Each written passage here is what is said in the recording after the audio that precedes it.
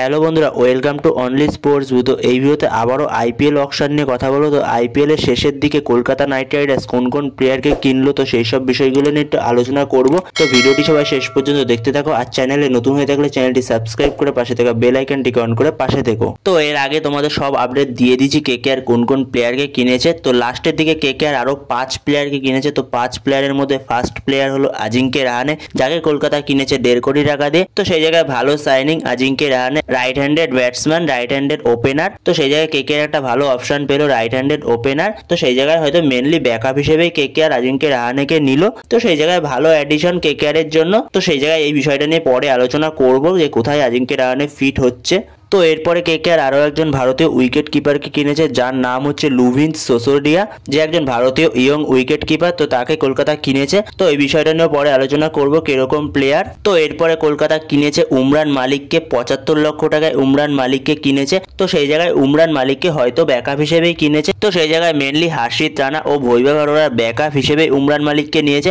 উমরান মালিকের গতিটা রয়েছে, খুবই ভালো গতি রয়েছে, 150 স্পিডে বল করতে পারে। তো সেই জায়গায় খুবই ভালো অ্যাডিশন কলকাতার জন্য উমরান মালিক। তো সেই জায়গায় ফার্স্ট 11-এ আসার মতনও প্লেয়ার উমরান মালিক। তো এছাড়াও কলকাতা আরো একজন ভারতীয় অলরাউন্ডারকে নিয়ে নিয়েছে, যার নাম হচ্ছে অনুকূল রায়। তো অনুকূল রায়কে কলকাতা 40 লাখ টাকায় নিয়ে নিয়েছে নিজেদের দলে আবারও। তো সেই জায়গায় অনুকূল রায় কলকাতার জন্য একটা ভালো অ্যাডিশন, যে স্পিন বোলিং এর পাশাপাশি ব্যাটিংটাও করে দিতে পারে, খুব ভালো একজন ফিল্ডার। তো সেই জায়গায় খুবই ভালো অ্যাডিশন কলকাতার জন্য। এর আগেও সে কলকাতার টিমে ছিল। তো খুবই ভালো অ্যাডিশন কলকাতার জন্য, 40 লাখ টাকায় পেয়ে গেছে কলকাতা।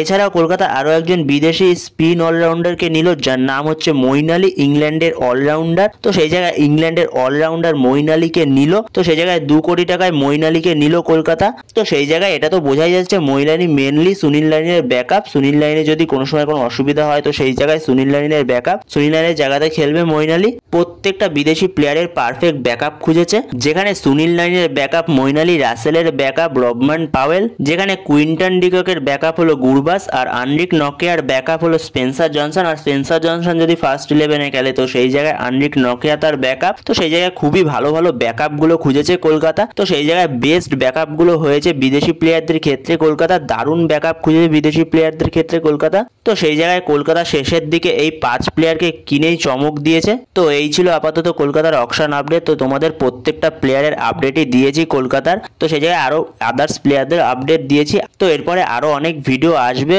তো সেই জন্য অতি অবশ্যই চ্যানেলটিকে সাবস্ক্রাইব করে রাখো। তো পরবর্তী সময় অনেক ভিডিও আসবে, প্লেইং 11 আসবে প্রত্যেকটা টিম নিয়ে। তো তাই জন্য অতি অবশ্যই চ্যানেলটিকে সাবস্ক্রাইব করে রাখো। তো এই ভিডিওতে এই পর্যন্ত, নেক্সট ভিডিওতে দেখা হচ্ছে, ততক্ষণের জন্য বাই বাই।